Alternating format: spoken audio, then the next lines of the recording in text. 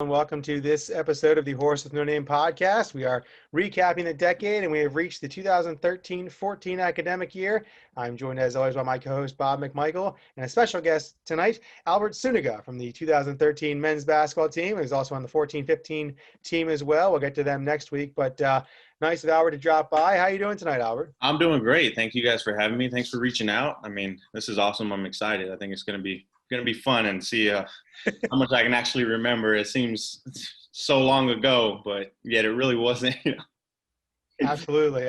It's been fun to write these things down. And again, I was kind of telling you before, like I can kind of picture where I was when some of these games happened, but it's still funny to go back and, this year specifically, there's no bleachers behind us. It's still the old floor. It's the wooden bleachers. Like, I just take that for granted now. I walk in and the gym looks like it has now for 5 years, and looking at these pictures, it was funny. You wore the old jerseys the first couple of games, and then you switch to the jerseys that actually we don't have those anymore either, but the newer look jerseys. It was kind of fun to go back to some of those pictures. Yeah, absolutely. Yeah, I do actually remember that. It was kind of more of a maroon when we first started the season. It was, it's not good. Not good. Excellent. Well, so you began your 2-year stint at LBC with a 13-14 year. You were there again, like we said, the next year as well. You came pretty much because head coach Marshall Tegg, you had known him from Arizona Christian. It wasn't that at the time. Southwestern, I believe. Yes. So you had known him prior, and he kind of, asked you to come and brought Night here as well. Did you visit, or did you just come in August? I actually did come on a visit. I actually stayed with Luke Roundy, which was an experience. I mean, it was fun. He was great, I did come on a visit. He did have me out. Actually, funny thing is I was originally supposed to come out the 2012-13 year. And it didn't happen for me. I mean, financially, it just wasn't the time, And so we kept working on it. I kept in touch with Marshall. I mean, I was still very interested in coming. And he was in contact with me throughout the entire year. And when it came that time in summer, and I was really, really interested, he came back to Arizona, and we sat down, had lunch, and I said, whatever we need to do to kind of make it happen. Like, I still want to play, I'm young. And so he brought me out on a visit, and I remember flying in, and it actually took us, I believe, about 2 or 3 hours to get from the airport to LBC. First, there was traffic at 10 o'clock at night, believe it or not. I think it was on 30 or the highway out there. And it was just, man, it didn't seem like we were getting any closer to a school when I flew in. But yeah, I came on a visit, and I really enjoyed it. I went to a game, like the Valley Forge game, actually. And just the atmosphere there. It was crazy. Everyone was going wild, and I was like, man, it was nothing like this in my previous school, and just the support. And I was like, I could see myself coming here, So I said, hey, why not? Let's do it. Let's make it happen. That's great. My next question was if Coach Tegg had told you at all about Lancaster, because you're from a suburb of Phoenix. Yeah. So I wondered if he told you about Lancaster and LBC, and if you thought he was a liar once you actually got there. So I was just curious about how you thought Phoenix was to Lancaster. Definitely a totally different end of the spectrum, as you would say. Marshall was, he was pretty upfront and honest. When we talked, he said, it is completely different. He said, but it's not different in a bad way. He said, Lancaster is just, it's a different atmosphere, different pace than obviously Phoenix is. But yeah, he was upfront and honest that it's not going to be the same as it was at Southwestern or Arizona Christian University. And when I got there, it definitely was. I've never seen horse and buggies. I never knew what the Amish lifestyle, what that was all about or anything. But I enjoyed it. It was something new, and everyone, the LBC family welcomed me in with open arms, and people in the community welcomed me in with open arms, as everyone that, like Nahir and Javon, all the guys that came with me from Arizona. And I loved it. It was awesome. It was a great time. Albert, you came the previous year and visited. Mhm. Obviously, that team's record was pretty bad. What was that? Was that a bit of a hard sell for you to come and be like, man, I don't know if this is going to be worth it or not, or I'm hoping to come in and we're going to make some changes and get this thing moving forward. Yeah. So it was probably the latter, I would say. I mean, my whole thought process was more along the lines of I just want to continue to play college basketball at the time. You know, it's like whether it's here or whether it's in Arizona or somewhere else. I just wanted to finish my last 2 years of college basketball and see where it takes me. And I mean, that game was a little rough, you know, but I mean, just the support that they had even through that adversity, you know, through them low times, I was like, man, I mean, I would enjoy and love to play for a program like this with the support that LBC had. You know, it was great. Along those lines, talk to us about the open gyms or even the start of practice that year. Typically, we have a little weeding out process there in late August and September before you can actually start practicing. And so it's you, Nahir, Javon, a couple other new guys, and then a bunch of guys who were on a 5-22 team who had experienced losing the year prior to that. They weren't very good either. So even anybody who wasn't there, Marshall's just his first year. And I know Marshall was frustrated a couple times that first year as well, but I knew he had the thought like, okay, I know Albert and Nahir and these guys aren't going to change the world immediately, but I think this is the right direction. What was the kind of the play there in terms of new guys, old guys who really didn't have a whole lot of winning to their name, to where you and Nahir kind of clean slate, but also coming from a pretty successful program out there in Arizona? I mean, we came in and Marshall pulled me aside as coming in. I kind of changed roles, as you would say, coming from Arizona Christian to LBC, where there I was a freshman, sophomore, young kid, just trying to play basketball, really had no responsibility.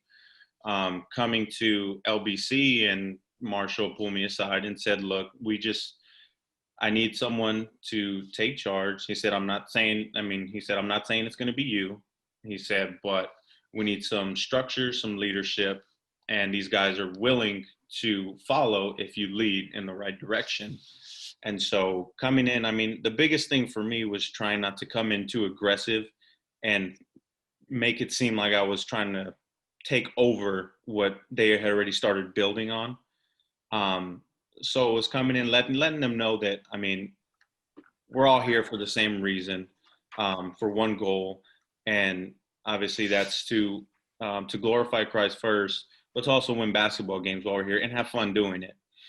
And so a lot of the guys being younger, we developed friendships quickly.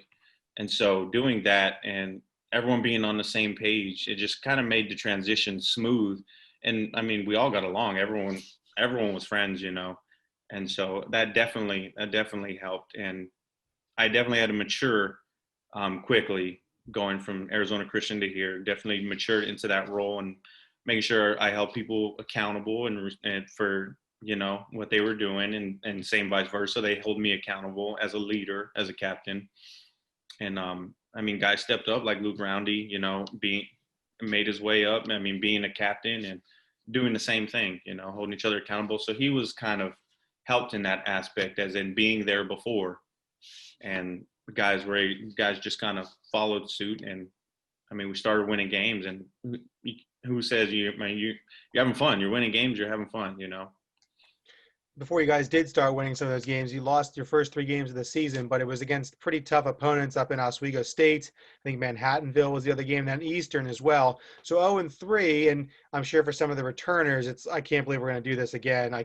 25 games of this is, you know, basketball season is a marathon. You know, our fall sports, there's hardly any preseason. It's a sprint, and you could be done by Halloween. Basketball, it's both semesters. It's like watching when your ball goes down the gutter in bowling. You have to watch it the whole way down. It's not popping back up most of the time.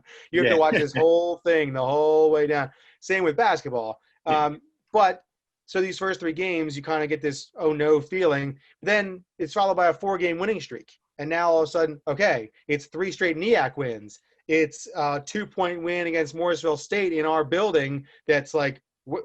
Wait a second. Like, Morrisville State's the pride and joy of the NEAC at the time, and for most of the decade, frankly. But this is all of a sudden, this is which team am I watching all of a sudden? What were those first couple weeks of the season like, where you kind of go from, oh no, not again, to check this out? Right, exactly.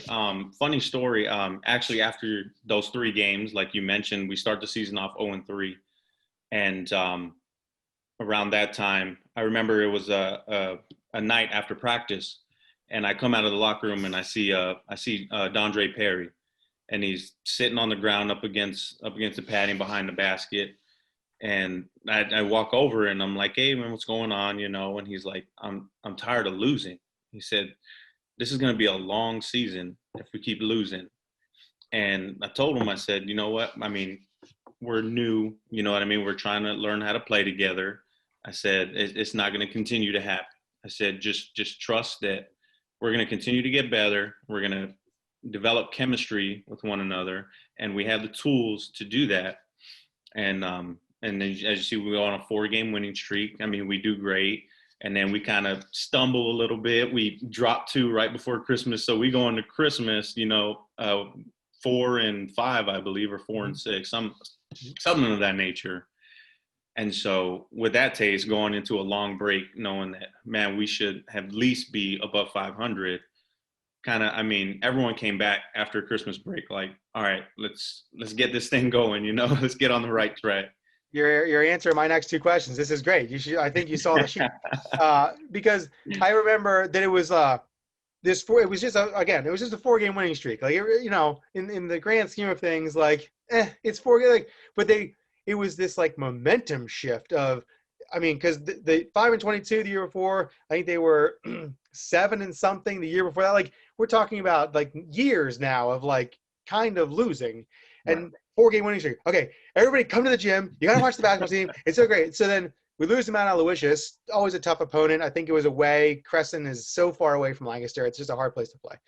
And next thing, though, is Bryn Athyn. And I remember it was the players, it was the coaches, us. Everyone was just like mad. Right. You guys were mad at yourselves.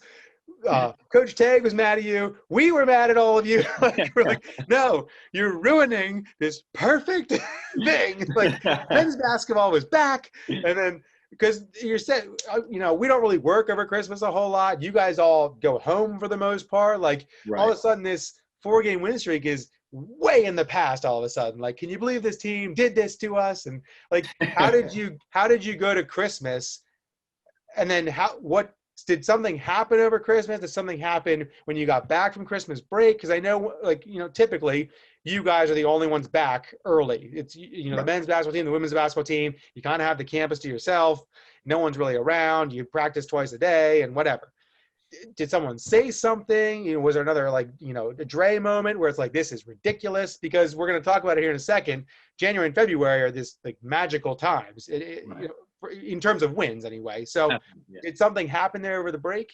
It was really right after the Bryn Athyn game. I mean, that was, I believe, at the time, our biggest loss of the season. I think we lost by 16. And to a team that, I mean, we knew we should have, beaten on any day of the week. After that game, I mean, it was kind of crushing, it was like, this is a future NEAC opponent. Mm-hmm. And they just kind of manhandled us for 40 minutes, and so we go into the break and everyone's pretty upset, everyone's pretty mad. And we go home to Arizona and then we all come back together, and it's like, all right, we shouldn't have lost, some of those games, but that's in the past. We can't do nothing about it now. Now we need to refocus, and kind of fix and tweak some things that we did wrong, and just keep pushing forward, because that's really all you can do.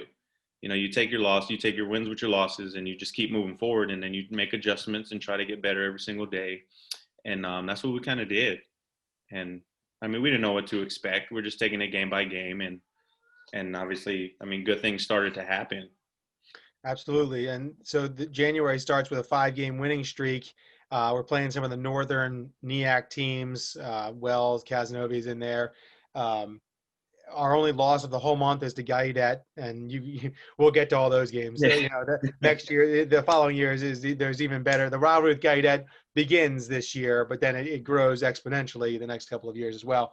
And then we win the final game of the month as well, and it's a 6-1 month, and all of a sudden we're sort of in the driver's seat in the NEAC South Division and sort of in the NEAC. Right. There's plenty of games in February. We're going to get to them in a second here, but January is a funny month because you start, like we said before, kind of by yourselves. No one's really on campus. By the middle of the month, you're in classes again. And by the end of the month, you're kind of in this, like, the dog days of getting to the dog days of the semester where Christmas is a whole month behind us. It's too far ahead to spring break. Like Right. you're at school, period. Right.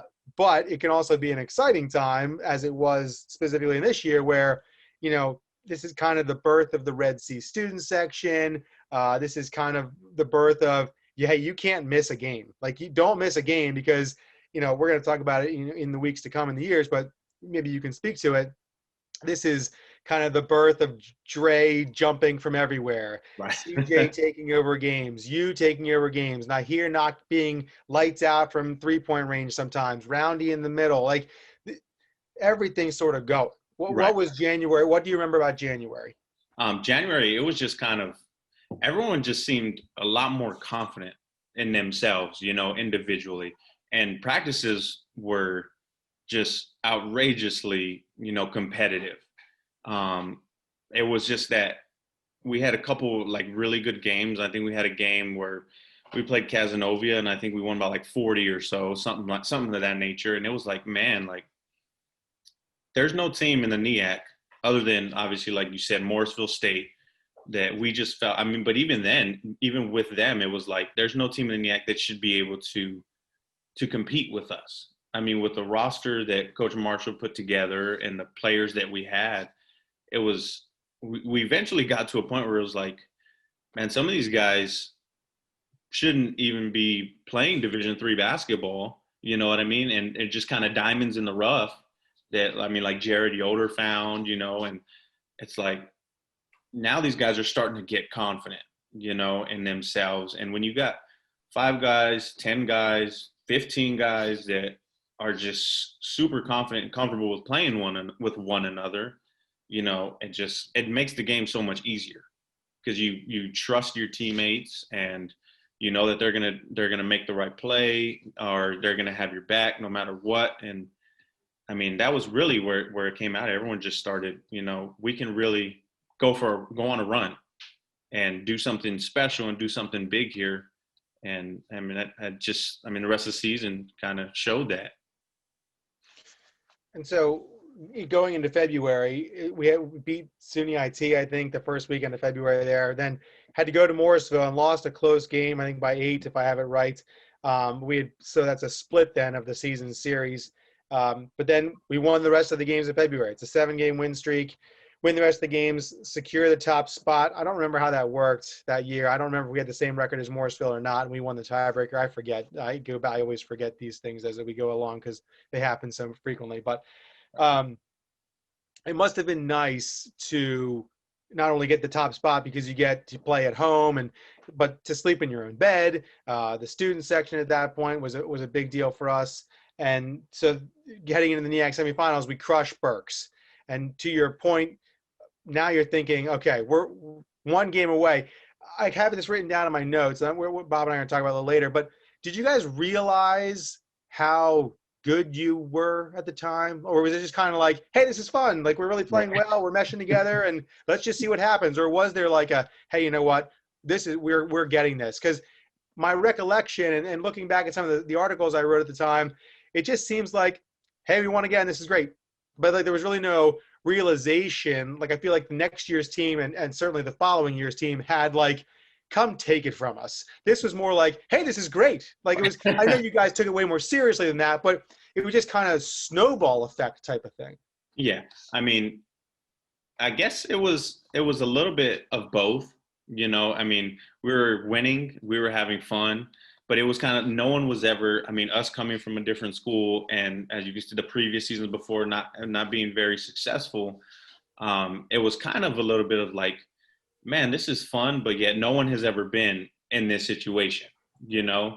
So it's like, I think we realized how good we were, but I don't think, I mean, I don't want to say the wrong words here, you know, but I mean, because obviously we wanted to win the NEAC, which we fell short, but I mean, no one ever being in that position, or I guess no one ever thinking we'd be in that position, kind of played a factor into, you know, going into the championship game. And Right. So we'll just go to that quickly, and then Bob and I will shoot different questions at you. But right. So the NEAC Final, we had played Morrisville twice. We just talked about, we had beaten them in our gym by 2 early in the year. It was a really low scoring game, 59-57. Then it was, you know, I think 94-86 up there. So 2 completely different games, different styles. They have a ton of experience. They'd won the NEAC the previous year and gone to the Sweet 16 in the NCAA tournament. They're going to beat us here, spoiler alert, and then go to the Elite Eight of the Elite Eight. I mean, this is, now you're talking about, this is the deepest run any NEAC team's ever made. This is the team we're talking about, this Morrisville State team. The first half goes horribly wrong in the NEAC Final. I think we're down by 19 at half. The lead grows to 22 early in the second half, where it turns into this, like, we're so happy we're here type thing from our crowd. Like, you know, but all of this, all of a sudden, a couple different plays, but I vividly remember you taking the ball up the floor every time and just, I'm going to shoot, and it went in. I'm going to shoot again. And all of a sudden, you're high 20s, you get to 30. CJ eventually fouls out, but big plays from CJ. All of a sudden, you look up, I think it was 3 or 4 minutes to go. We're down 8, and the roof's like coming unattached from the gym. And this is the first time this has ever happened. Bob can speak to it as well. We've been there plenty of times where our voices echoed because we were the only ones there. So this is like crazy that this is happening. People are going crazy, and we fall short by 8. But I remember looking down at the Morrisville bench. I'm pretty sure they took the starters out at some point in the second half, and they're bringing them all back in. You know, here come all the guys. What was that like for you basketball-wise? Because, you know, you don't get hot in a game like that very often. I mean, 30 points in a college game is a game. Right. But then also this crowd that kind of won you over the year before is now like literally lifting you up, and it's the NEAC Final. Right. I mean, and I guess to be honest with you, I mean, during that game, it was kind of the basket just felt huge for me in the second half. You know, once you see the ball go in a few times, you know, it's just kind of, now it's just second nature. Now it's all muscle memory, all the shots you put up in practice, and it just kept going in. It just kept falling. And I mean, we tried, you know, I mean, when you get that far down in a half of basketball and you're spending an entire half trying to claw back in, especially like you said, against the Morrisville State team, that was really good. I mean, they went to the Elite Eight, like you said. I mean, we just fought tooth and nail, and we went into the half, and I mean, it was kind of a chewing at halftime. Like, we can play with this team. It's not that this team is so much better than us. It's not that they have more talent than us. It's just, I mean, they have a lot of seniors. They started 5 seniors. You know what I mean? They, like you said, they won previous championships, and so they've been there. They know how to handle themselves, and so we come out the second half, and we just knew that the only thing that was really going to get us back into the game was defense, and we try to limit as many possessions as we could with them, and then on the offensive end, it was just put pressure on them. You know, attack the basket. And I mean, that's what we did. And we started fighting back. And I remember I hit a 3 in the corner, and it was right in front of the LBC student section. And I think that's what put us down 8 with 3 minutes left. And it was just so loud. Like, you couldn't hear anything. Like, I couldn't hear myself think. I just remember catching the ball and just letting it go. And it went in, but I don't even remember the ball going through the hoop. I just remember everyone screaming and going nuts as I was like running back down the court. And I mean, it was just, I mean, the atmosphere was insane. I mean, that game, I mean, it was a heartbreaker, I mean, we ended up losing, and then with CJ getting that technical, I mean, you couldn't hear nothing. You couldn't hear whistles. All you could hear was screaming, and so, I mean, you take it for what it is, and I mean, you fall short, and we had to sit there and watch them cut the nets down, but it was motivation for next year. And so, I mean, but yeah, that game was wild, and it was definitely that was probably the most intense game I've ever been a part of in my college career, other than, I mean, it was probably, it out-trumped my senior year NEAC final, because that was just. We're glossing over that one next week. Don't you worry. Yeah. But no, it's terrific. And Bob, do you have anything else on the NEAC final? Because I mean, we're just sitting there, and we can't believe this is happening. In the first half, we can't believe this is happening. And in the second half, we can't believe this is happening. Well, Zach, I think part of it was we were probably inside saying, can we go back to that Abington game a couple years ago where we were down 22 and somehow figured out how to win that game? And like that was the whole goal that we were all pulling for. And I know you guys as players were too. I think so much of the season really goes back to that Bryn Avon loss, though. I was along at that game, and oh my goodness. I sat and waited and waited. I think Coach Teg sat and talked to you guys for like an hour or an hour and a half in the locker room. It was just terrible, because I think I even remember taking you, Nahir, and Javon to the airport after that game. Yeah. And like, we just waited for a very long time to come out of there, because I think Coach, whatever he said in there, it must have done something for you guys to stop and think about, okay, what are we going to do with our season? Because you did come back, and it was a completely different season from the fall semester to starting in January. So, yeah. I remember that. I mean, you have the knowledge of history with it now, but this is really the start. I mean, we played Morrisville State, I think, 4 times in the NEAC final from 13-14 on. I mean, I don't know, is it 300 miles away? We had this great rivalry with this school Right. That's not close to us, but all of the games were good. I mean, maybe the one that we crushed them in, they don't feel that way, but we played them the following year then in Washington, D.C., because we both had upset wins in the semifinals. Then the next year they played at our place. It was a great game again. Like, this is a team that we had no business playing with, but now all of a sudden we're these great rivals. And just the birth of that, and the birth of everyone kind of getting back on the men's basketball team. And it, again, I don't remember this vividly or anything like that, but it felt good to be a part of LBC the next day, even though we lost. Like, it felt good to have a logo on and to wear it around. It felt great to be a part of that. And I think that was really the birth of that in terms of men's basketball anyway. So, so I referenced the next day. The following day, that Tuesday, hey, sorry, we have to schedule the East Region Final now that you lost. Can you go play Valley Forge really quick? Like, Valley Forge comes to Horace Athletic Center. Did you guys practice Monday? Well, you must have known that you were going to play Tuesday if you lost. Right. Okay. Yeah. So we were told that, and obviously that was something that was kind of like, okay, we're not thinking about that. It's like we plan on winning this game, and we're going to go to the Division III national tournament. So we end up losing, and I believe it was just, we had practice, but I believe it was more of a walkthrough, kind of doing sets, because we had originally played, or we had already played them early in the season. So just kind of remembering, what they were going to do and what we were going to do. And so that game, after obviously we lost the NEAC championship, everyone is upset, in the locker room, everyone's mad, and Marshall lets us know, okay, well, we still have one more game. I mean, like it or not, we have another opportunity to play, and we have another opportunity to go play, at the NCCAA national tournament. And now we got to kind of focus our attention on that. I mean, despite the outcome of the NEAC championship, this is reality, and this is what we got to do, And so, I mean, you have pride in wearing LBC, on your chest, and you don't just go out there and step on the court and not give it your all. Well, at least, you know what I mean? If you want to be successful. And it was kind of like, okay, we want to win this game and we want to see what the NCCA national tournament is all about, you know?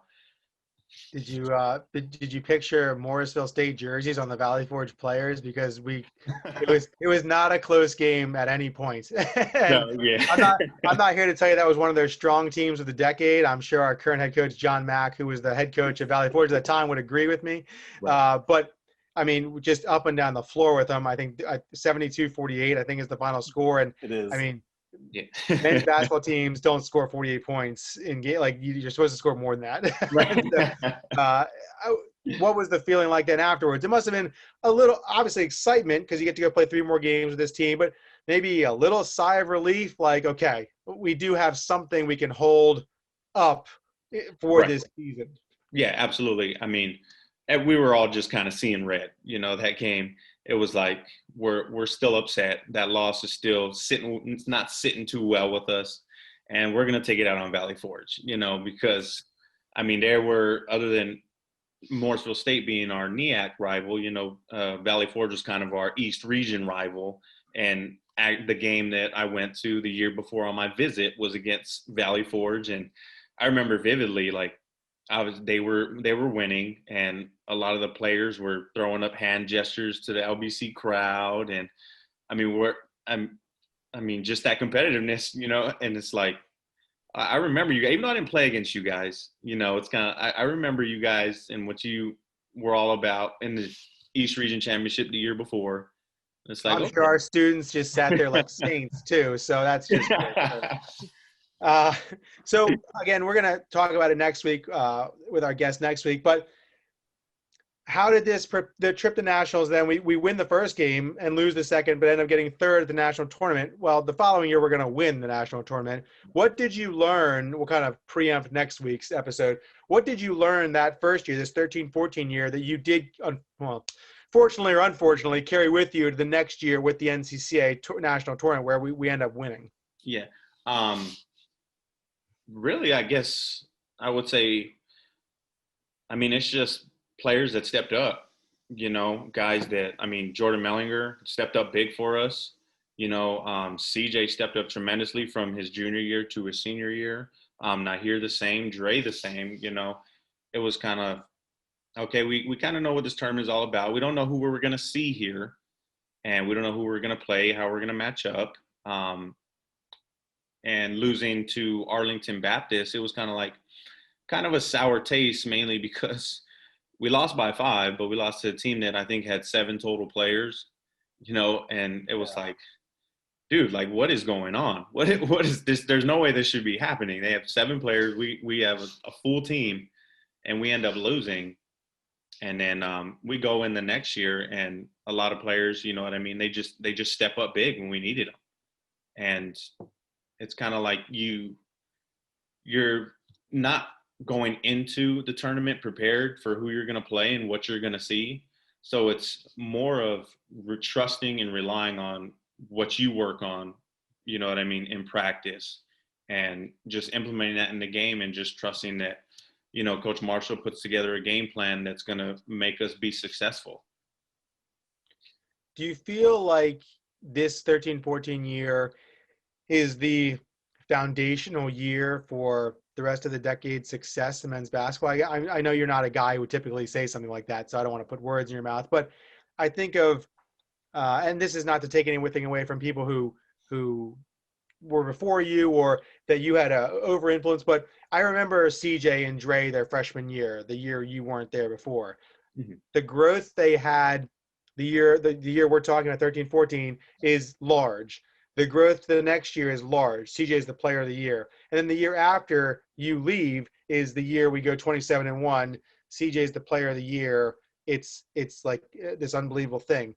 But to me anyway, someone who lived through it, Bob, you can speak to this then too, this feels like the ground floor. This feels like all the things we're talking about. Hey, it was sort of nice to be there, but this team really was good. Next year's team is even better. Right. And then the following year's team is even better.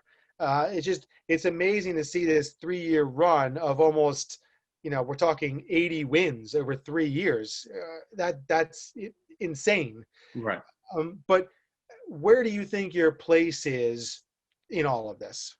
I'm going to say, I mean, I guess having that season, you know what I mean, my first year, and then going into our second year, obviously we had the same pretty much core players both those years. And then the year after me, they had pretty much the same core players with the addition of a few.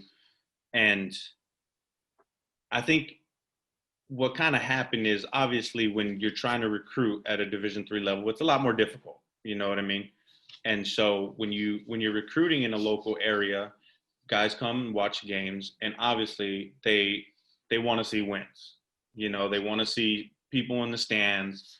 And I mean, as you know, as well as Bob, I mean, 13-14 and 14-15, and then after 15-16 they were incredible. It's like you come into the gym and you're watching this team that's like super successful, and they're winning tons of games, and they just have incredible talent. And it's like, man, and the program is just doing so well. And it's kind of like people come and like want to be a part of what's going on at LBC.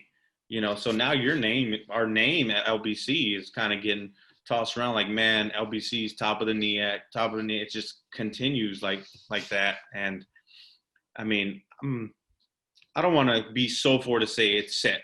That's where it all began. I mean, I guess set the foundation, because I don't want to disrespect those that came before me, obviously, because there were great players before us, but I mean, when you start winning, people want to start coming, and you're able to get better recruits, and you can just, I mean, the sky's the limit, I guess, from there. And I think the big part for your group, and I will single you out on this, is that you took the winning of basketball games, which is great, but you really expanded your platform in terms of sharing the gospel, in terms of using your other talents and gifts. And I think that's something too that helped shift all of athletics. All of a sudden we have guys who are and ladies who are good at their sport. But here's what I really want to talk to you about. I mean, I know that you drummed all over the place, and that was a big part of your time at LBC. And I think we used you for a couple of banquets. And but anybody who talks to you, maybe the conversation would get to basketball, but maybe it wouldn't. And you were always fine with that. And I feel like there are players before you, and certainly even after you, current players, I'm sure, who that if basketball isn't the first couple things you're going to say, but some of the guys who are on this team, and it seemed like it grew off of you and Nahir and those types of guys that season of, hey, you know what? Yeah, I'm kind of good at basketball. That's really not what I'm about in totality, though. Let me really tell you what I'm about. I feel like that's one of the more lasting images that I have, anyway, of this group in 13-14. Right, absolutely. I mean, that was like my passion, I mean, playing the drums, music in general was my passion. And I knew coming to LBC, doing a visit, meeting all my professors, it was kind of like basketball is kind of, I mean, is the reason I got here, but it's not the reason I am here.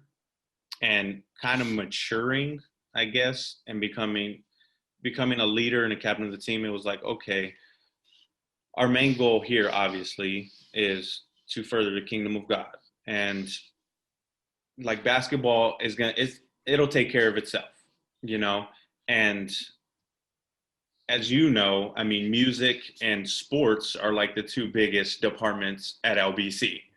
So me being a part of sports and music, it was like, I kind of got the best of both worlds, as you can say, and so I guess I loved to talk to people when it wasn't just sports. I mean, I would talk to people about music and talk to people about scripture and things going on in the world. And it wasn't always just basketball, and obviously I mean, being at LBC has definitely changed my thought process and my perspective, and winning games was fun. Playing basketball was amazing, but it was kind of like, there's a reason that we're able to do all of this. And we can't forget that, that's always got to be in the back of your mind. And so, yeah, I mean, it was great. there's a couple other good outcomes as well. You met your wife at LBC, and you have a daughter as well. So let's we can't shortchange that, obviously. Right, So, absolutely. what are you doing these days, Albert? Right now, I'm raising my beautiful daughter. I'm married. I live in Annapolis, Maryland. I'm a foreman for a utility contractor. Not what I went to school for, but I mean, God puts you in places where he needs you the most. And being a construction worker, you get challenged, because let's just say not all construction workers believe. And Whoa, so whoa. Is that breaking news? Right. And so, I mean, it's where God has put me, and I'm use the platform that he gave me. And I mean, it's kind of about supporting, taking care of my family, and whatever he has in store for me, you know what I mean? You just got to accept it, and that's what it is. And so, I mean, I love it. It's a great job, and I love in the Annapolis area. And I mean, it's nice being so close to LBC. I get to make it up there quite a bit, you know what I mean? Catch up with all the guys from the teams and guys that are on the team now. And I mean, I enjoy it. I love it. Did you finally buy a winter coat, or you're still holding off? Yes, I actually have a real winter coat, not an Arizona winter coat. What have you seen as some of the changes, like, since your time at Lancaster Bible College? Oh, as far as LBC? Yeah. In general? That I don't know anybody when I go back.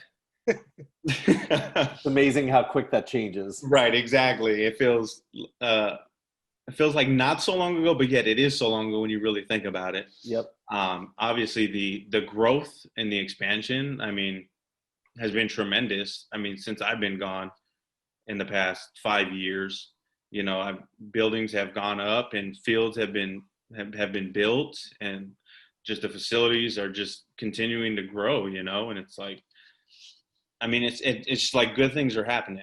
Yeah. Any like really good memories or stories from your time playing basketball on the worship teams? Just anything that would be appropriate that you can share with us. I mean, I guess my senior year at Brubaker, I had some fun roommates, Nahir and Javon and Nick Monroe. And I mean, I don't want to say anything inappropriate, on the podcast, but I mean, I guess I would just say going to Sheets, past curfew, you know what I mean? Give myself a pizza knowing I got 5 a.m. workouts in the morning. I mean, those are just memories, that you just make, just that time spent with your boys. Yeah. Yeah. Now Brubaker's just a memory. Yeah. Yes. It's a water fountain now. Yep. It's a water fountain now. Yep. Do you still catch up with Nahir and Javon and those guys too? Oh, absolutely. All the time. Every time Nahir comes down to Pennsylvania to visit family here, he always tries to make it down here. If he can't, I'll drive up to Lancaster and meet him there. Same with Javon. If he drives, he usually stays with me.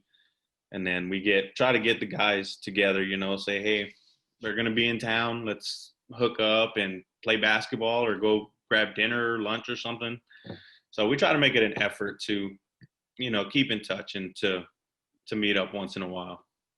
That's great. That's great. Well, Albert, I really appreciate you taking some time out of your night from playing with your daughter and to join us here tonight. This was great. I really appreciate it. This is exactly what I wanted the podcast and this to be. So these are great memories, and I think people who experience this are going to have some fond recollections of that team and just kind of the start of this run for men's basketball specifically, but also for LBC in general. I really think this is a launching point. We've talked about some other teams that were NEAC champions, and we talked about women's basketball last year, that 12-13 team that was very good, and they certainly helped as well. But men's basketball is our biggest sport, and anybody who tries to tell you differently should come around.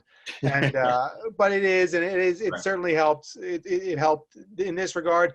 But I also think it helped our other coaches recruit as well. So I think that's this is the start of, hey, you want to come on campus? Let me check when the men's basketball team is playing, and I'll let you know when you come visit. Like this is the start of that. So I really appreciate it. I can't wait to see you again in Lancaster. Hopefully we have some sports here that you can come watch in the coming weeks or months or years. I don't know. So it was good to see you, and thanks again. Absolutely. I look forward to it. Thank you, guys. I appreciate it. Bob, good seeing you again. Great man. seeing you too, Albert. I hope you guys are doing great and staying healthy and staying safe. Yep. Appreciate it. Thanks, Albert. We'll talk to you soon. Thank you. All right. So again, that was Albert Suniga, great guy, and really great drummer. It was amazing. You think you can hit a jumper? You should hear him on the drum solo. It's equally, if not more, impressive. So he was a big help to us a couple times for our end of year banquets and a couple other things. He got a bunch of guys together, and he said, "Hey, whatever you want to play, go ahead," and it was great. So I really appreciate that, him helping us out. So. Yeah. It was nice to remember that year and that team. Again, we talked about a couple other teams during this, but they kind of get lost because they didn't win the NEAC. I know that's such a shallow thing to say, but they didn't win the NEAC, so they kind of get lost. But this really was the start of it. Well, Zach, I was going to bring it up there, and I was going to wait till we get to men's basketball here a little bit later. But honestly, the 13-14 team is probably one of my favorite teams. I mean, 15-16 is obviously, they're just a great team and everything. But this team was pretty deep. Like, they had a starting five for sure, but they could go 8, 9, sometimes even 10 deep. And sometimes that second team was just as good, if not better, than the first team. Absolutely. I know their practices became very competitive. And, it was hard watching them lose that game. And I think the semifinal game just really probably maybe gave them more confidence than they needed. Because when you beat a team by 29, that was our worry the whole year for 15-16. Yeah, that's right. We're like, no, don't beat them by so much. Don't beat them by so much. Like, yep. But that, never really happened for that team. But you go to the NBA and everybody talks about, like, is Michael better than LeBron and all that stuff.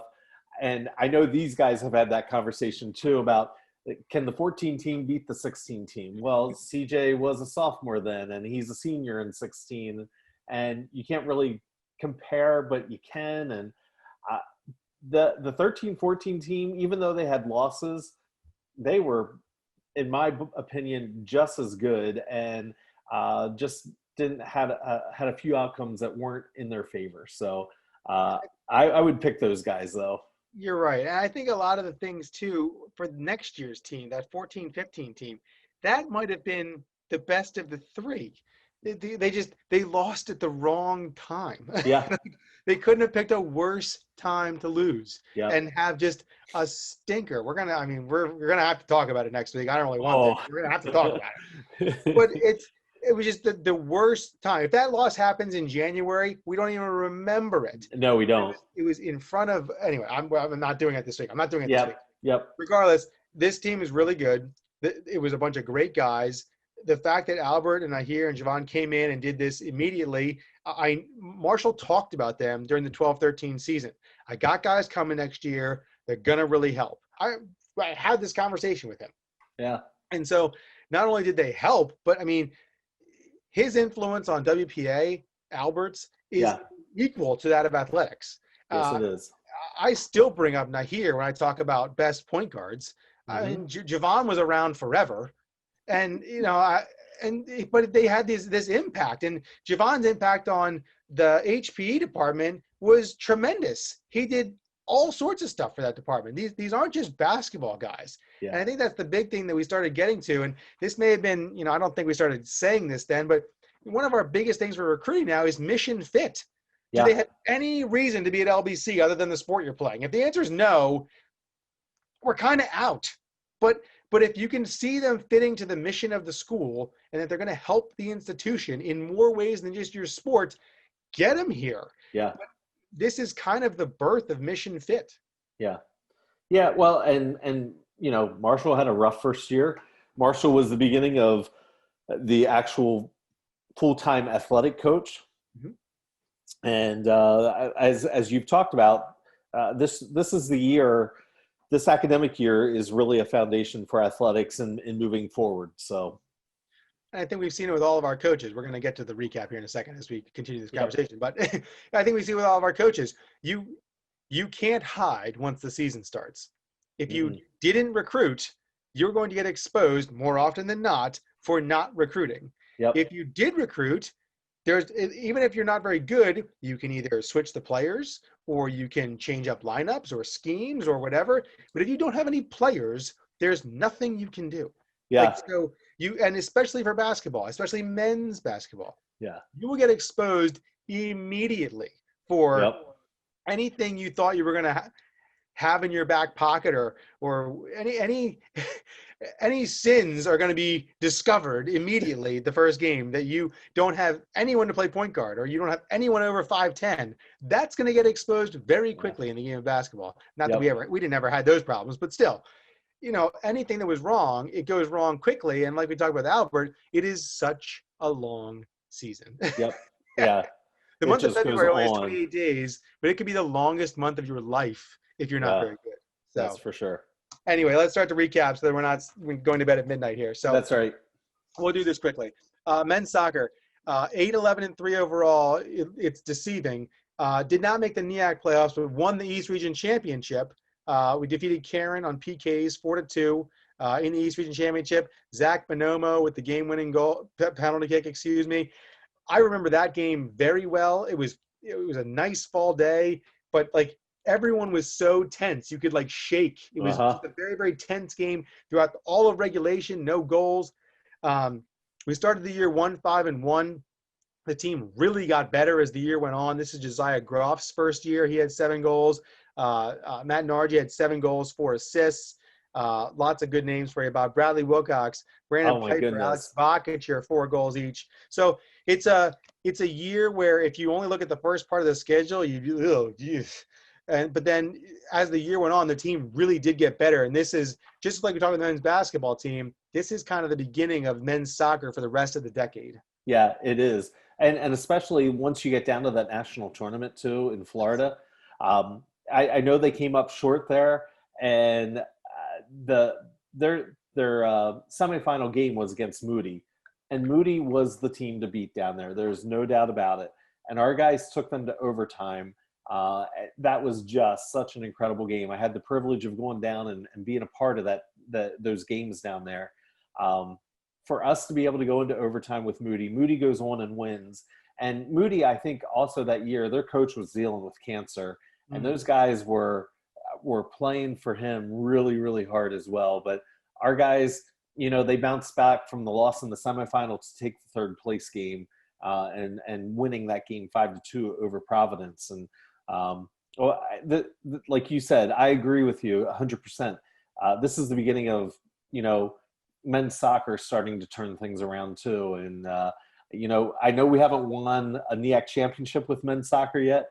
Boy, those guys, this current team, they want that so bad. Absolutely. And I think, we mentioned Josiah Groff, and he's going to play a huge part. I think this also helped Tommy to, hey, good players are really fun to have. And this switches Tommy's recruiting approach a little bit. And okay, let's start to get some key players into key positions here. I think this is a big spot, and Josiah is going to really, really help the next couple of years. Yeah, he does. Yep. Women's soccer, 14-8 overall, 8-3 in the NEAC. This is just like the men got better. I wish I could say the same for the women at the end of their season. This is a bad end of the year. We beat SUNY Poly in the NEAC quarterfinals. That was a strange game. It was at LBC. We won 4-2. Lost to Penn State Abington in the NEAC semifinals, 1-0. That was a good game. But we lost to Karen in the East Region Final. We had beaten them 6-0 in the regular season and then lost 4-0 in the East Region Final. Those last 2 goals, we had put everybody up. So it was regardless of the score, we should have won and did not. I feel fine saying that now. This is also, if you'll enjoy this, Bob, this is also the year we lost 2-1 to Penn State Berks during the regular season. We had beat them the previous year in the NEAC Final. This is the beginning of Penn State Berks. They haven't lost a NEAC game since. We lost them 2-1. We were tied 1-1. They were kicking the ball down the field. They kicked it out of bounds, probably 30 yards from the goal, and one of our ball boys quickly gave them the ball as time wound down.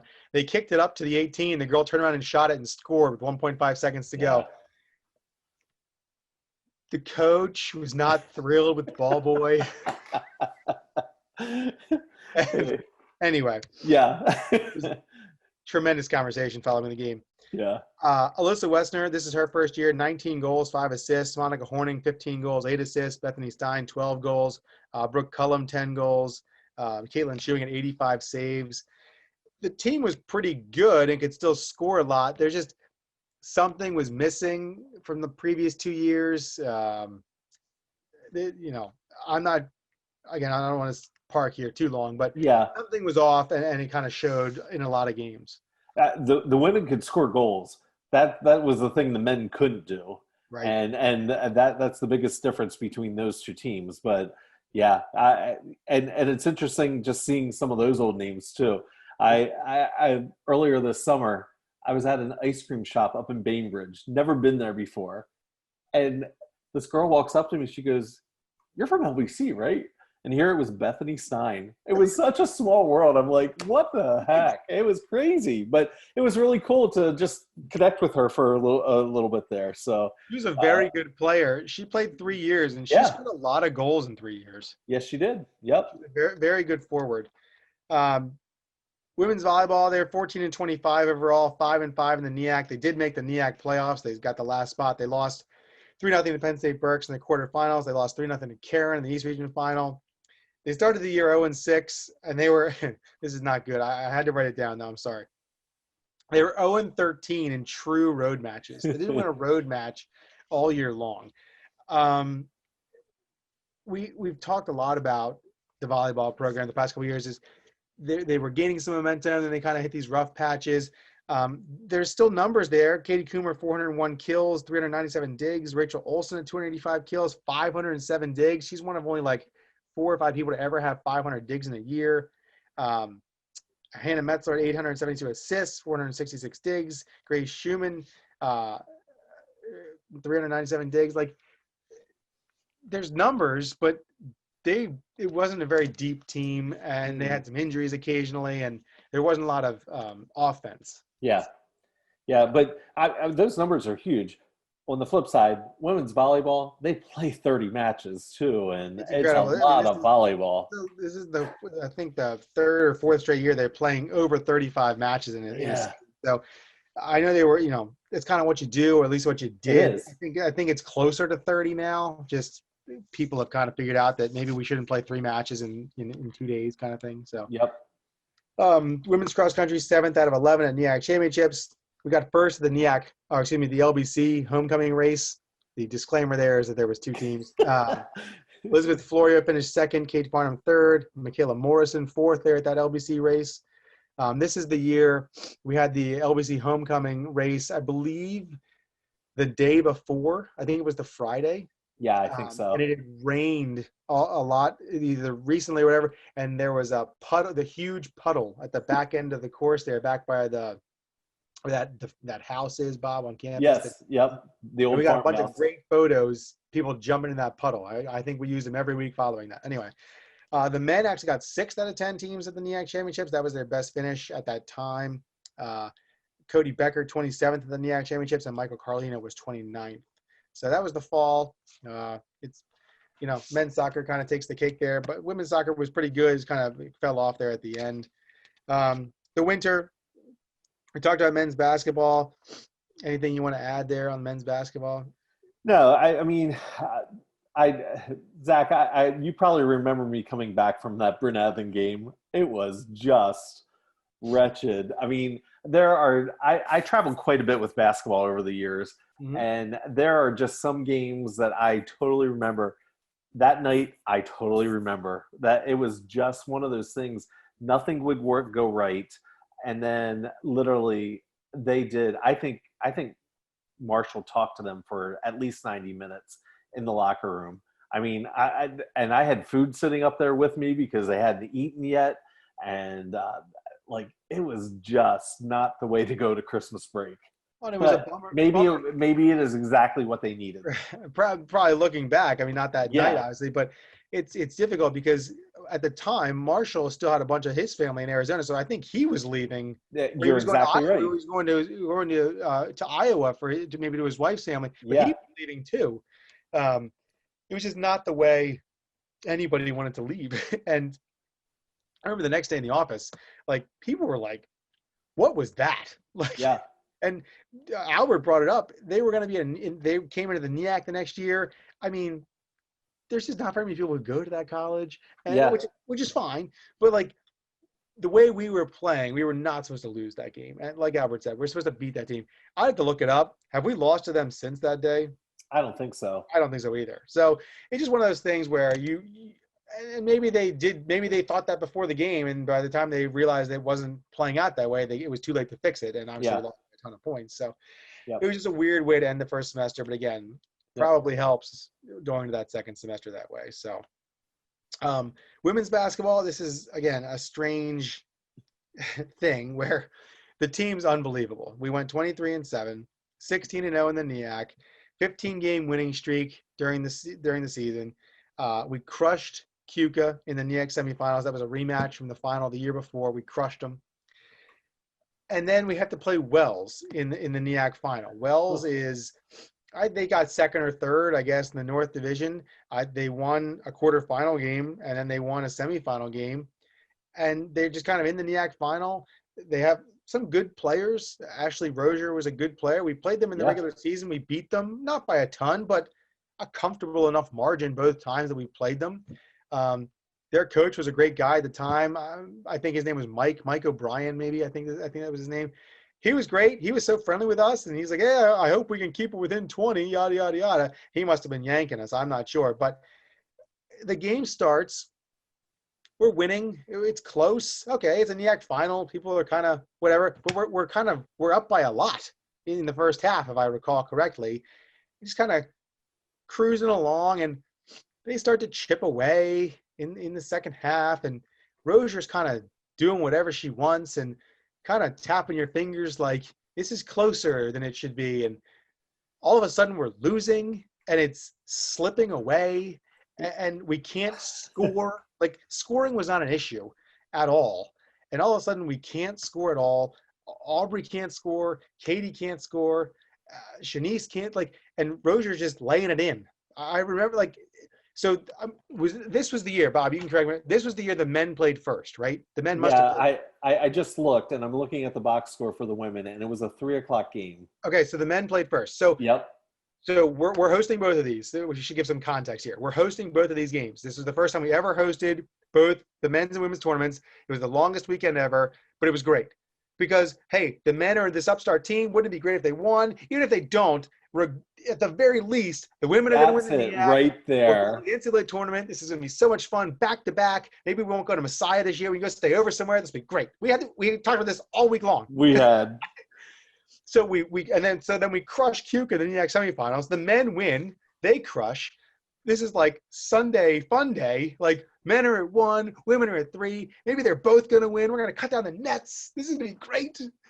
The men, we just talked about Albert. It was a great game. Great game. Everyone's like, but then, how do I say this nicely? Everyone actually stays for the women's game because it's the NEAC final. Don't laugh at that, Bob. And so everyone stays. This women's game, we're winning. This is great. Okay, great. Yep. It's slowly slipping away, and the buzzer goes off, and we don't have more points. No.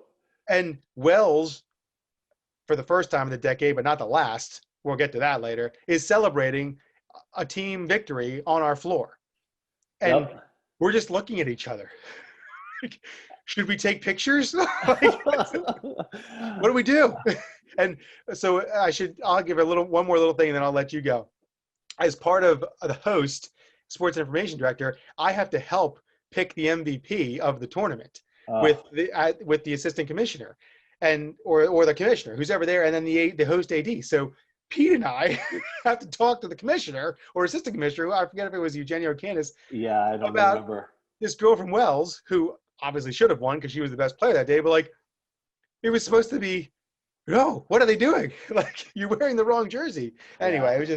it was a long day. And then all of a sudden there's no NEAC championships. I'm pretty sure Candace was there since we were hosting both of them. Oh, you're right. Yep. Good. And like you said, here I am. I'm doing public address for both games and everything, and you get beat in that first game against the men, and you have to like still exude some enthusiasm for the team that won. And Morrisville, I mean, that was an amazing team. Morrisville, you know, I remember talking to Joe Smith after that game, the Morrisville coach, and he's like, "Next year's it's yours, guys. I just know it, you know, because they had done it." That'll be another story next week. But, Say it ain't so, Joe. But anyway, there was hope. Like, yes, we like when I saw that we were 16-0 in the NEAC, I'm like, but we lost in the NEAC championship game. So postseason, we get that loss. Oh man, there was nothing more defeating at 5:30 p.m., 6:00 p.m. on Sunday night, and both teams have lost. And that's after 4 long games of basketball on Saturday, and now you have 2 games. Oh my goodness, it was a sad day there. So And this was the year that we played a Friday night men's quarterfinal too. This is 3 straight days of basketball. Yep.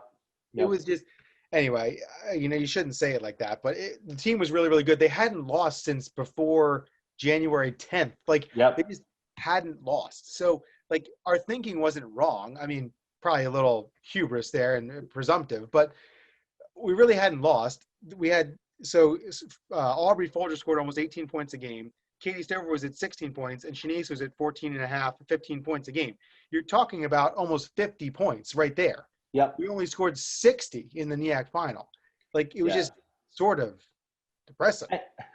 But see, it's the same thing that happened in the men's game. There weren't enough people contributing to that. Like, I'm looking at the box score here for that game. Aubrey had 24, Katie had 19, and Sarah Heileman had 10. And then there was only 2 other people that had points. Brooklyn had 5, and Christy had 2.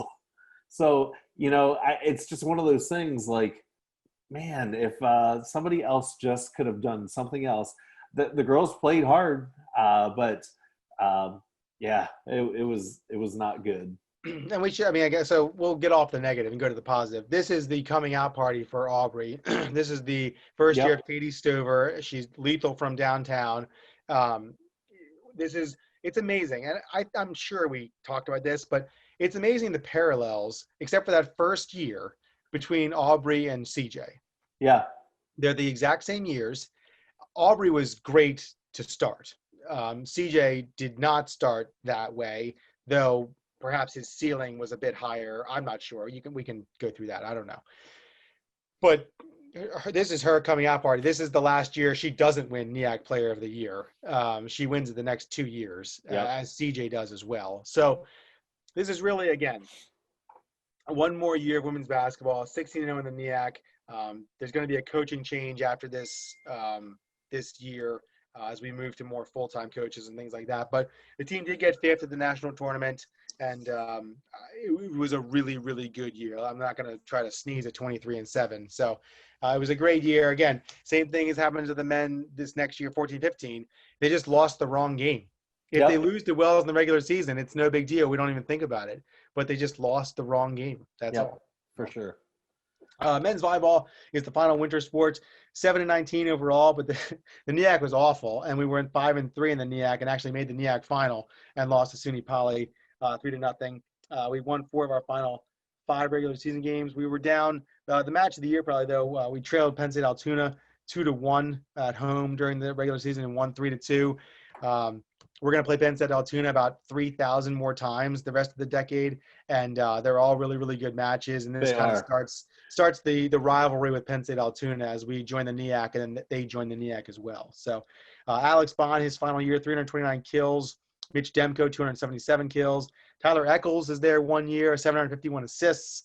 And Ken Diller with 147 kills and 60 blocks. Kind of a big number there. So, The spring is actually good this year. We can actually talk about the spring here for a little bit. We're gonna go over the spring. What'd you say? Most of the spring. Most of the, yeah, not all the spring. Pump the brakes there, Zach. So baseball is 17-22, 7-11 in the NEAC. 7-game win streak to end the regular season. That includes a 31-2 win over Valley Forge Christian. We're going to get to that game in a little while. Defeated Karen 2-1 in the best of 3 series to win the East Region title. Nate Burns pitched a 2-hitter in game 3 of that series. And we actually advanced to the NCCAA Division I national tournament. This is the first year where there was no Division II. So we had to play in Division I against scholarship NAIA schools. It did not go well, but it was still a good experience to go out to Ohio and play in that tournament. Matt Talaricio, this is just sit down. He hit 496. He won the NCAA Division III batting title. He had 69 hits, 14 home runs, 54 runs batted in, 49 runs scored. He slugged .921 and had a .529 on base percentage. So 53% of the time he came to bat, he got on base, and he did not walk a ton. It was incredible. Every time he came to the plate, you thought I'm sure I have a couple of broadcast calls of calling some of his home runs. He would hit the ball. He had 2 different types of home runs. He would hit the ball where it would be on a line drive the whole way. It never left 15 feet off the ground, but it would go over the fence. It was incredible. Then he'd have these other ones, these moon shots that looked like they were going to hit the silo on the back farm, which is, thousands of feet away. It looked like it was going to get there. It was incredible some of the times. He swung so hard. It was so smooth. We were blessed with left-handed hitters this decade because we're going to get the Will Welsh starting next year or the following year. Justin Taylor, this is his first year. He hit 380, 57 hits. Jimmy Egan hit 345. Nate Long, 343. Micah McClay, 5-3 on the mound in 52 1/3 innings pitched. And again, Talaricio won the NCAA Division III batting title. He was named to the D3Baseball.com Mid-Atlantic first team. I think that was the first time we'd ever had that honor bestowed upon a player. So this is a good baseball year. This is also the first year we played at the Barnstormers. I wanted to mention that because this kind of starts a run of us playing the Barnstormers as an exhibition game.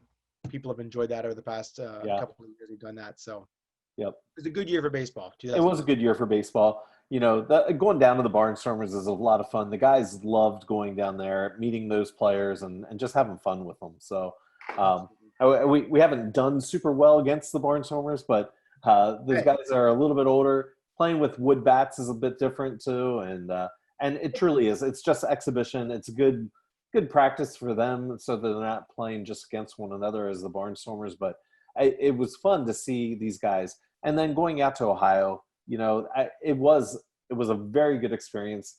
I know the guys probably were more frustrated that they weren't doing more than they could out there, but it definitely sets up for just opportunity to get more time playing baseball and being a part of it. So absolutely. So we have a new sport, added a new sport in the spring 2014. The softball program came back. They finished 12-21, 7-12 in the NEAC.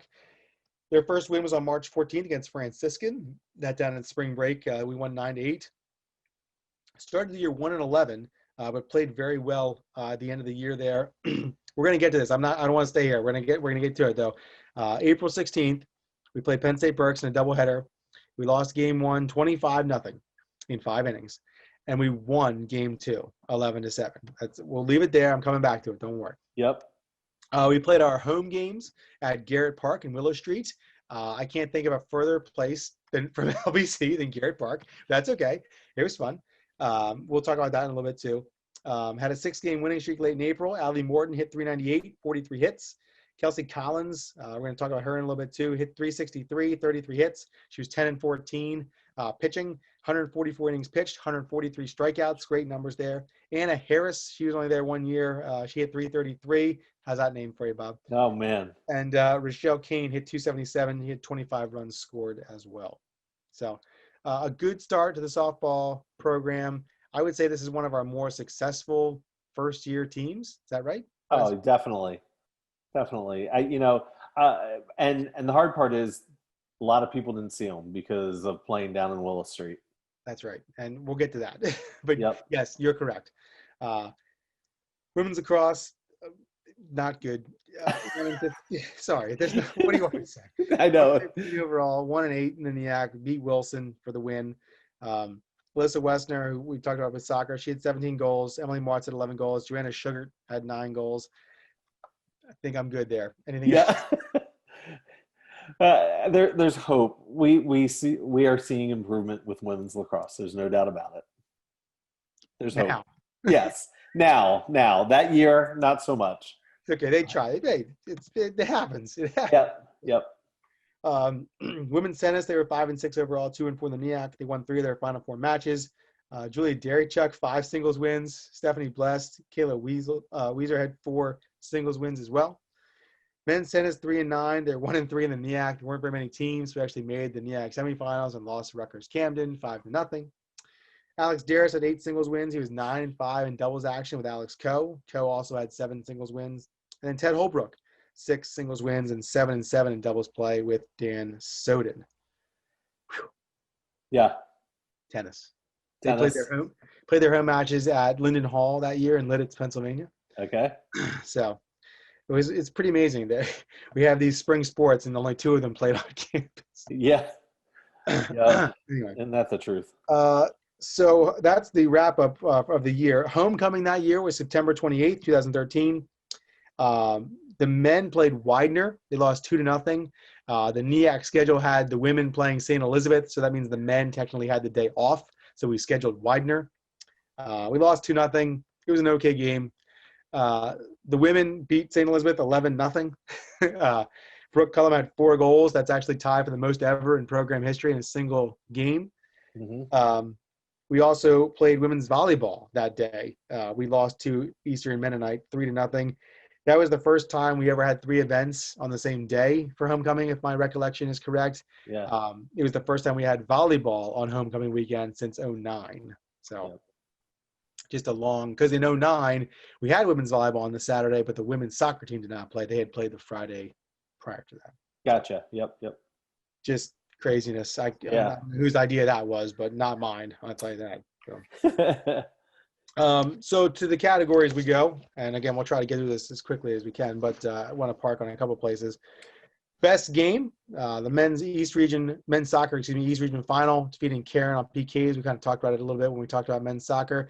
It was a great day, great win. The rivalry with Karen at that time was pretty hot, and a lot of our guys, and a lot of their guys picked Karen over LBC, and a lot of our guys picked LBC over Karen when it came to choosing a school.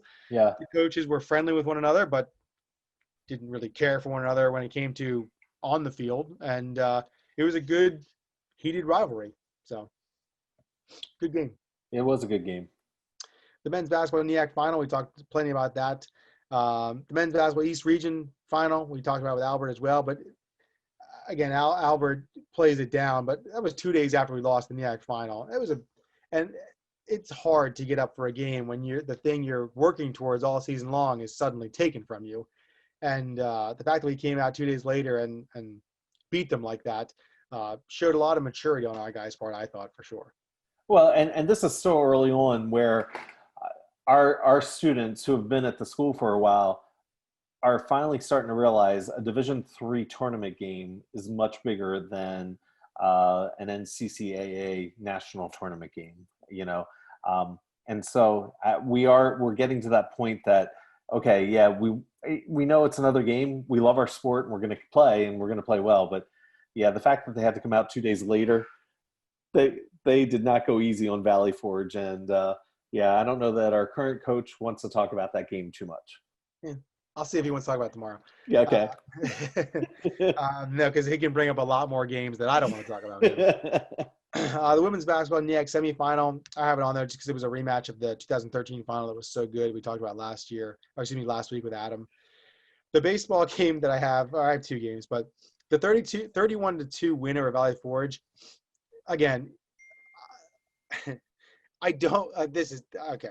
There's no other way to say. I don't know how you don't run up the score in baseball. Like, other than like trying to run into outs or hit the other way, like that's even worse. It was. You don't want to embarrass them by like getting tug out after between first and second base. So we had 30 hits. This is game 1 of it where we had 30 hits. Talaricio was 5 for 5 with 7 runs batted in and 2 home runs. Again, it's just unfortunately, not the only time this decade we're going to score over 30 runs against Valley Forge. Mm-hmm. Anyway, the other baseball game was the East Region Final. Game 3, we won 10-0. We lost Game 1 to Karen. I was not at any of these games. We had a family trip planned for North Carolina, and I left. And so Mitch must have done these games, and I wrote the articles, I guess, from Charlotte. Yeah. So we lose Game 1. We won Game 2, 13-3, and then won Game 3, 10-0. Nate Burns is a 2-hitter. I'm going to talk about him a little bit, but Nate Burns, this is like the birth of him being a big game pitcher. He had big game outings the rest of his career and was a great pitcher for the Chargers, and this kind of starts it. Yep. So the last game, and I do want to park for a second here, the softball game. So on April 16th, we hosted Penn State Berks, like I said. It's at Garrett Park in Willow Street. It's a great place. It's a very well-known place for softball in Lancaster County. Mm-hmm. I went with Mitch. Mitch and I used to go to these games. They were night games. It was kind of cool because we never played night games before. We didn't have Donald H. Funk Field. We didn't have lights for base. Like, this is a night game. This was great. And yeah, we still don't have lights for softball or baseball. That's correct. Nor should we, because you know what time those doubleheaders would end? Oh, anyway. Nope. Pass. Curfews at 1, boys. So we Penn State Berks, they're the reigning NEAC champions. They've won 22 straight NEAC regular season games. I remember this. Brad Brubaker is our head coach. He's now the head coach at F&M right now. He says, I'm putting all of our eggs in Game 2's basket. I think they're going to play all their starters in Game 1, and they're going to play their reserves in Game 2. So we're going to try to beat them in Game 2. Like, okay. Mitch and I used to go to House of Pizza in Willow Street and get food and go to the games because we didn't announce. Like, we just went to the game and kept stats. That's all we did. So we would go and get food, and it was great. Sure enough, Game 1, we didn't pitch Kelsey. We lost 25-0. They played all their starters. It was 5 innings. It was awful. I mean, in terms of the score, it went pretty quick. It was 5 innings, so whatever. Whatever. We'll get to that later. All right, Game 2. Kelsey's going to pitch. They're going to put in some of the reserves. Sure enough, Kelsey pitches. We get the lineup card. It's not the Game 1 starters. Okay, let's see what happens. We score a bunch of runs. We're winning by like 6 or 7 runs. It's 11-4, maybe 11-3. We're like, holy cow, Brad did it! Like, yeah, great. Well, Burke starts to score. It's 11-5. It's 11-6, and I'm like thinking to myself, we're going to do all this great stuff in these first couple innings, and it's going to blow up on our face late in the game because obviously you can pinch hit players. Well, they made it 11-7 or whatever it was, something to 7, and we held them off. And we won. And we were like, hey, we won. Like, LBC's first year, we beat the NEAC champions, snapped a 23-game win streak. This is awesome. And Brad looks like this mad scientist that like had this great plan and it worked. Now, hopefully no one looked at the first box score and I think my article is like, look at Game 2. Look at Game 2. There's nothing to see here in Game 1. But I remember sitting out there, Garrett Park. It was April 16th. I'm sure it was cold. A lot of those games were very cold. Yeah. And I don't know how many people were there. Not many. Parents. Not many. That's about it. It was a midweek game. It wasn't even a Friday night. It was midweek. And so it was one of those things where you had to be there. And, you know, kind of one of those things that happened out of the blue. And they had a plan, and it kind of really, really worked. So anyway, it's one of those things that you remember years ahead, years back. So for sure. The next category is biggest advancement for LBC. I have adding softball as one of mine. It was our first sport added since 08-09, and it was a big deal. Adding that sport brings us to 13, and it was fun, and we had girls to play, and like we're going to talk about here in a little bit, we had some good players that year too. Yep. Yeah, I mean, it was great to be able to see that come back and be a part of what was really going on. And as we talked about earlier, this is the beginning of like really the increase in student athletes at Lancaster Bible College too. So this is a start. We're really starting to see the effects of full-time coaches and recruiting right players and on top of everything else. So adding softball is a key.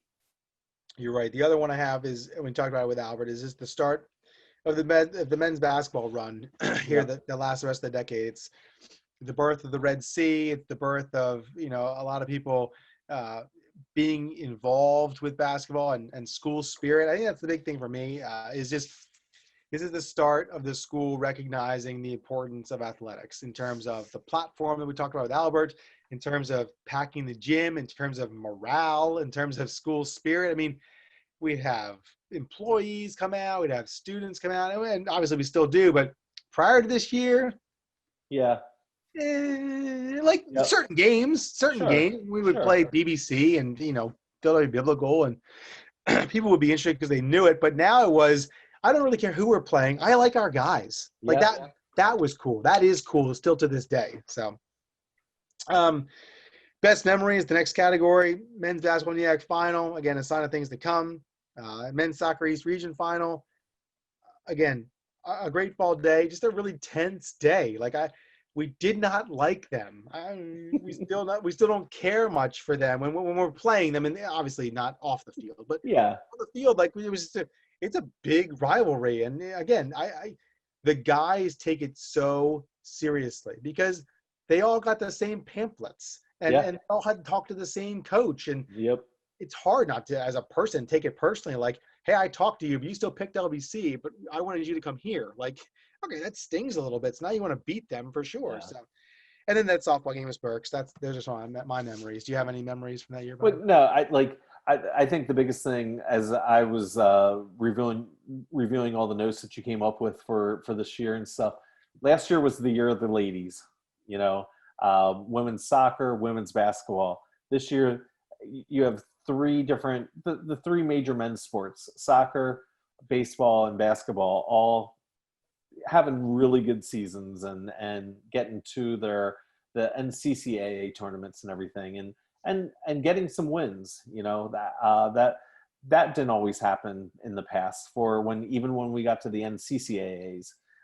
So having men's soccer finish third, men's basketball finish third, baseball was just in a tough spot out at that championship game. When they're playing NAIA schools, I mean, there are just some stud athletes that are playing baseball. We had our own, but they have teams that just go a little bit deeper than what we were able to. Absolutely. And I think Albert even said it. It's not like we have a ton of film on these teams. Like you're not getting film of Arlington Baptist. So you better just be good at what you do. And I think that's the biggest thing for the men's soccer and basketball, and even the baseball teams. Like, hey, you know what? We do it, do things right. And that builds confidence going into the next year as well. So that's right on. Who won the year? For females, I have Aubrey Folger, 17 points, 11 rebounds per game. Katie Stover, 16 points a game.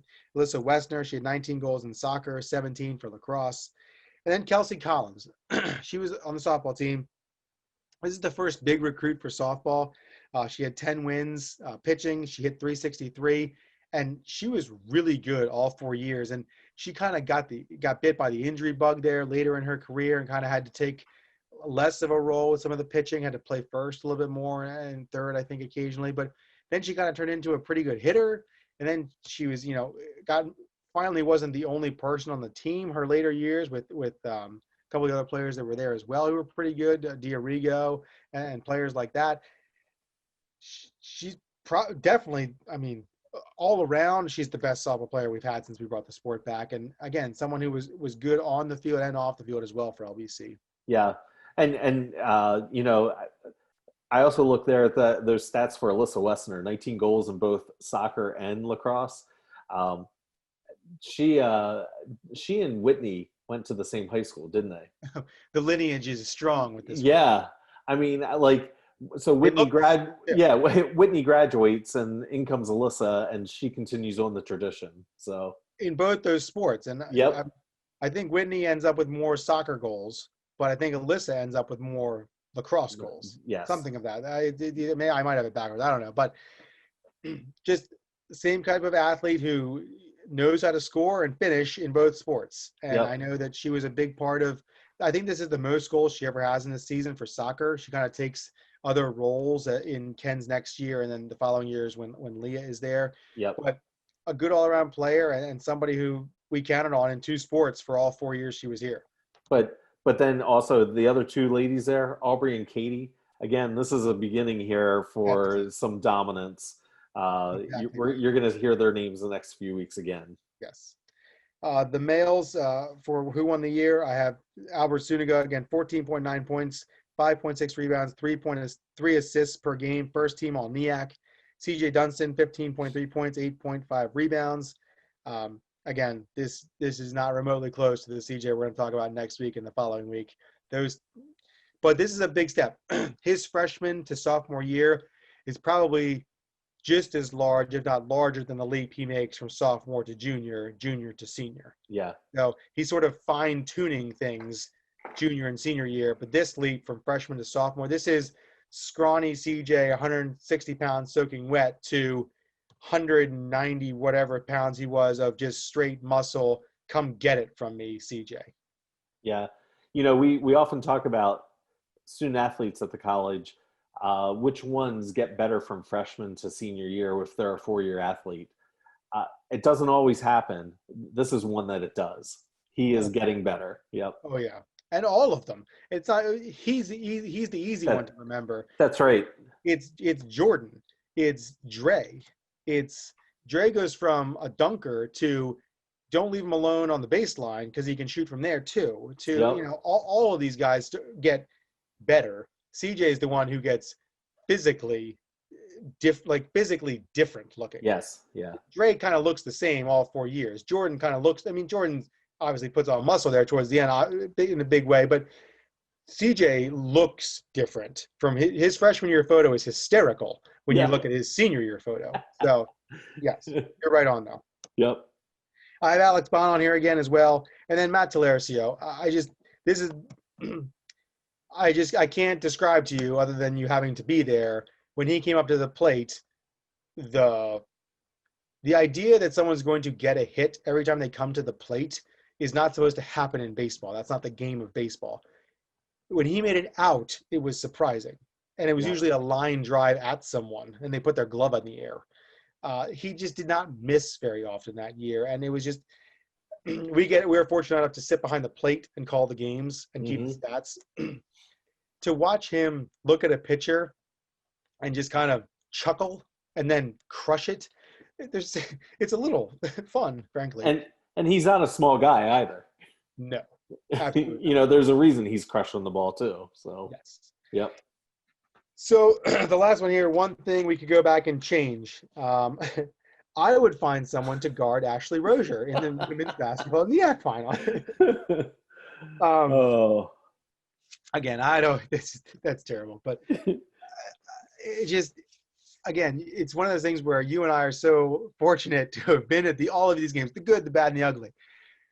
But other than the men's basketball NEAC final 2 years later, have you ever expected to win a game more than that game? So when we played Morrisville in the NEAC final in 2016, there was just no possible way we were going to lose, regardless of who the opponent was. We just weren't going to lose that game. We were winning the NEAC, and we did, and we crushed them. This game is just as similar. We didn't have the undefeated record, but we had not lost in 2 months. And not to anybody in the NEAC either. Not to anyone. We had all the best players. And the coaches were expecting it too, But it wasn't wrong. No, it wasn't wrong.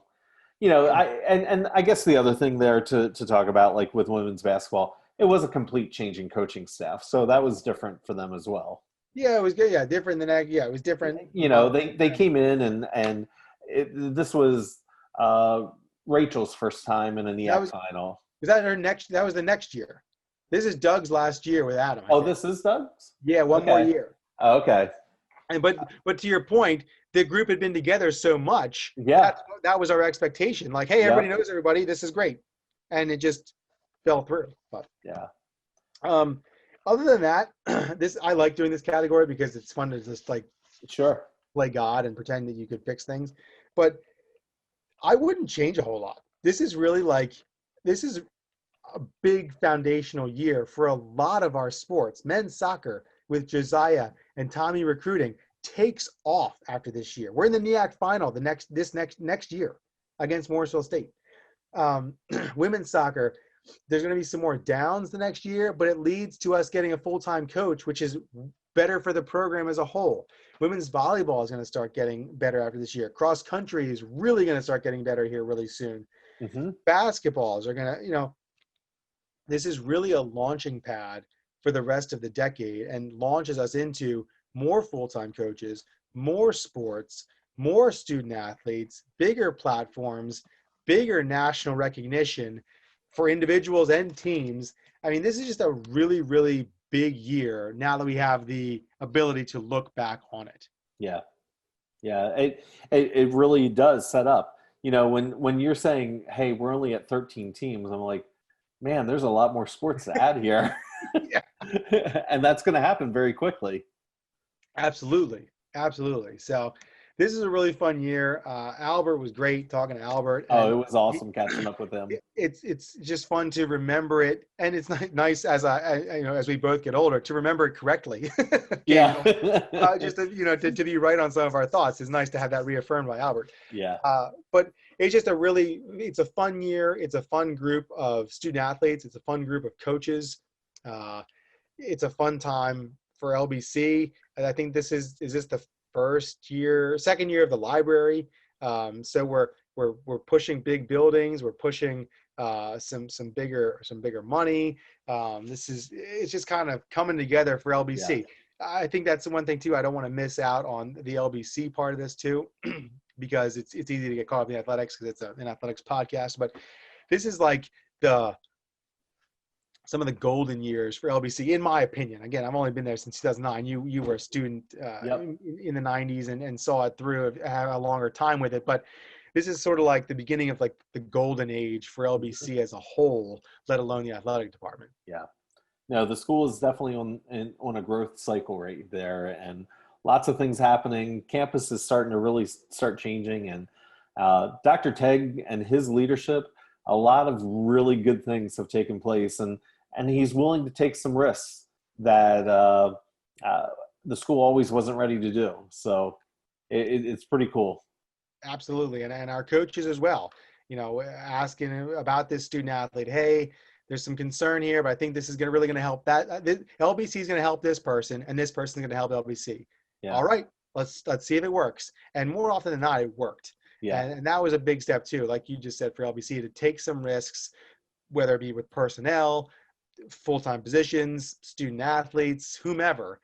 They seemed more willing to take those risks, and it paid off.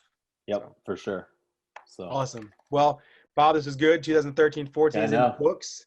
We'll start prepping for next week and our guest next week, and see if we can have fun in 2014-15. Yep, sounds good. Awesome, Bob. Have a good rest of the week, and we'll see you soon. All right. All right. Go Chargers, go. Go Chargers, go.